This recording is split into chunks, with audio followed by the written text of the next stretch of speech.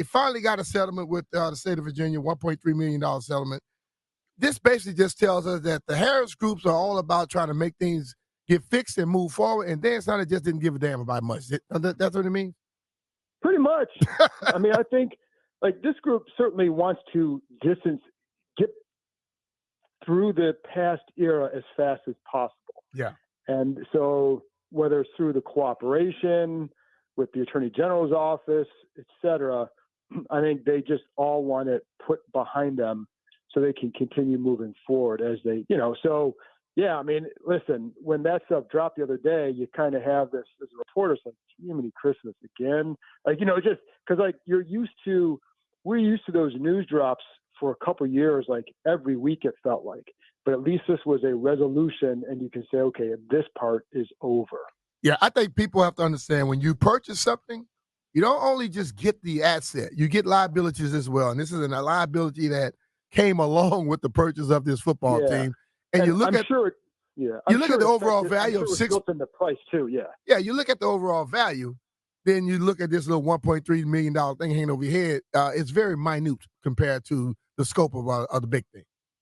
Yeah. Yeah. No, I mean, yes. And I think when you buy the team, and part of, obviously we knew that the Snyders wanted to get more money out of this, but part of the reason why you're not, it's kind of like buying a house where you're like, listen, man, we know this house could be a really good house, but we got to fix the roof. We got to do this, got to do that. So it's built in the cost of the house, right? Like the stuff that you need to do to it to fix it up. And so, yeah, I mean, billionaires don't just kind of give away money without striking a good deal, reflecting what they may have to eventually put up with. Exactly. So what's next? I mean, there's a storage locker. Is there another one somewhere behind another door? Because this dude's a sneaky. Do you anticipate that there's another layer of garbage? No, not. I mean, listen, I think with the previous owner, there's always stuff that's probably, there's still, is it David Freeman? Is it or Jason had his lawsuit? Yeah. I don't know where that's at. I've been focused, fortunately, on free agency, draft, spring practices. So, and so it's, I think the next thing, to be honest, is just getting the stadium done. Yeah. That stuff. So I think, I think we've inched past the nonsense of the past. Yeah, I think we have. But the stadium is one thing, but it was a story popped up, I think it was on Tuesday. They were talking about how they basically have filed some papers to make sure that they could keep the same, I guess, value if they decide to have data centers. Can you explain that a little better? Because, every fan I've talked to since then, they are, oh, man, they're leaving Loudoun County. No, this is just a preemptive measure to hold the value of the land. So, but I will say, like, they're going to leave that place eventually. I understand, but it's not like it's going to happen tomorrow. No, and they may end up staying in Loudoun County. So, I don't think that. I don't believe that I don't think they're going to leave Virginia with the practice as far as the practice facility. Now, and there's certainly a chance that they stay in Loudoun, or certainly right by there. But yeah, they're not leaving. It's not an immediate sale or anything like that. It's just protecting the value of the land. I talked to a friend of mine who they are in the business of the data centers, and believe me, they'll make way more money making it to a data center or two than they're gonna make being a damn practice facility. Oh, yes, and that's a guarantee. Yes, 1,000,000%. And back when this was a year or two ago, you'd hear numbers like they could get $355 million for that land or whatever, and then you can go buy the land and build a facility and still come out maybe ahead in the end.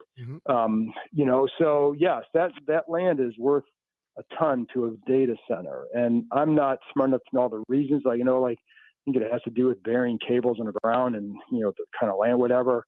I'm not smart enough to know that. I know they practice on that land right now. That's what I know. I can tell you this, John. I know it's very, very, very valuable. Well, it's very valuable because everything has already been laid. all the stuff is already laid. They have like 95+% of the data that goes into the United States comes through that area. And there's a ton of them over there. So it makes sense for it to be built over there. Another one to be built over there. So there's again a ton of value, and there's not a whole lot they can do to that facility to want to stay there either. Yeah, like we've been out there, and I just had someone email me asking about like the construction going on over there. It's like, well, right now a lot of it's just about that one turf field that was turfed since 1992. Yeah. But you can't. There's only so much you can do to that place. It's, at some point you're just like, we've done it all, got to move, because you're not adding to the size of it, which is a big hindrance. It is basically like getting a car where you're constantly putting money into it, and the value of the car isn't going up. Yeah. So you just go get a damn new car. So basically, that's what they're doing. They're just putting money into it, because Dan didn't put no money into it, to be honest. Right. So now you better get a new one. Right. We had when we had our first house, shout out Pleasant Valley and Chantilly. When we had our first house, like, it was a starter home. We had 3 kids, but it's 3 bedrooms, but they're small. And so like you put, we like the house, like the area. Should you add on, or then, you put the two older ones in the same room, they start fighting because it's such a tiny room. It's like, love it, got to go. We did all we could here to improve it. Time to go. That's the same thing here. When I went to the store in Texas, and you go into their indoor facility, they have multiple advertisements and people marketing through their stuff. So Jerry Jones is making money from his scoreboard in his practice facility. They play high school games there. So that is what they can do. If they move somewhere else, they can build something that, hell, if you could build an indoor facility that can house high school football games, we have damn good high school games around here. They can make them tons of money at their facility. They ain't making none at that place right now. No, I mean, I look forward when they build the Doc Walker indoor facility in Ashburn or somewhere else in Loudoun County where they can do all that stuff. And Doc got that amount of money, man. Well, in the meantime, they need to build something that can help them win games. How about we take a time out and say, correct. How about fix it up to make your current team better? I think they're working on that.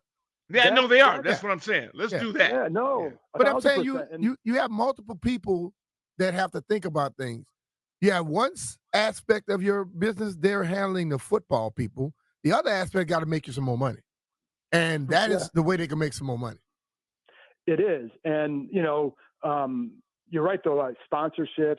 But it's also like you look at the Ravens facility when we were up there last year for those 2 days, the joint practices, and how much different it is. But it's also, but there, Doc, this, and BMitch, you guys know this. Like, you guys won Super Bowls in a tiny little place in Herndon. So, like, it does come down to the construction on the field versus anything else. And the other stuff is great for NFLPA surveys, but do you have the quarterback? Do you have the offensive line? If you built the defense the right way, if you don't do that, the other stuff is great. You're living in a nice house, but you're cash poor. So, but yes, I mean, I think they've made it clear that the things they want to do initially are improve the product on the field, improve the stadium as much as you can, because you're going to have to stay there for another 7 years or so. Mm-hmm. Good Lord. This is a thought, just saying that out loud. It's just like every time you think like, they're close to getting new stadium, there's like still 7 more years, man.